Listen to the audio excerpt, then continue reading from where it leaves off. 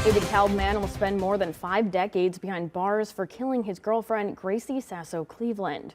According to Shaw Local, Timothy Dahl pled guilty in February to Sasso Cleveland's death before trial in favor of a plea deal.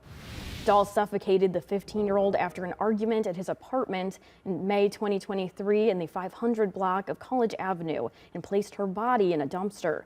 Dahl was 29 when the crime happened and told police he knew Sasso Cleveland was a teen but continued their relationship. Dahl was also a registered sex offender. Police say they found evidence linking him to an alleged online relationship with a minor.